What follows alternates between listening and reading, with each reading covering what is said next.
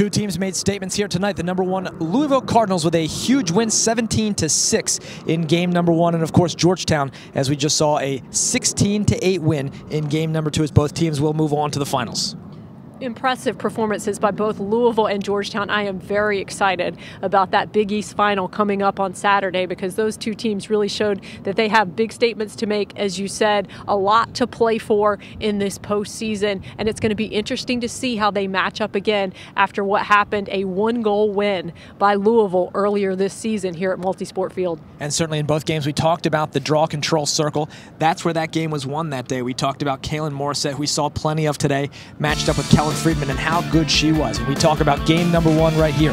Morissette was huge. 7 goals, 12 draw controls, and here we just see some of the athleticism of Kaylin Morissette, the Big East Midfielder of the Year.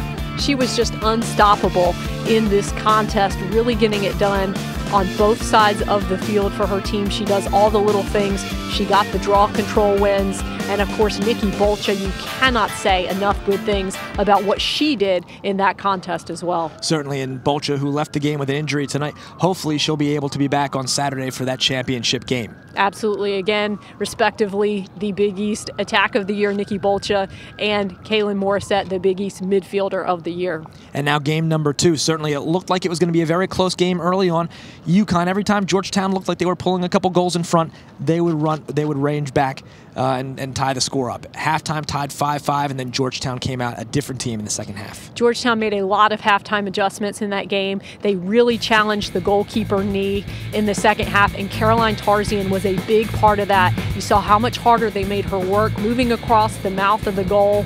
Here you see Tarzian going from the left side to the right side, and here she is once again just working around the goalkeeper. She was very smart in what she did in the second half. Certainly, in her creativity and speed as a dodger, absolutely making her very tough to guard in that game, as Georgetown jumps out to an 11-3 lead in the second half and 16-8 overall to win the game, to set up a rematch of sorts here at Multisport Field on Saturday. And you have to also talk about the play of Corinne Etchison in the second half. She had 4 goals for her team. Riley Woodman contributed 2 goals, so they got some balance on that attack on offense, which is classic, typical Georgetown, as you see #4, Etchison right there, doing a great job getting past the goalkeeper.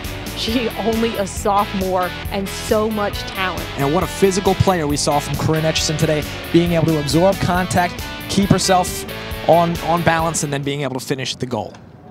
And again, one more time, looking at the brackets, we have a big 2:30 matchup on Saturday, the Big East Women's Lacrosse Championship game presented by New York Life.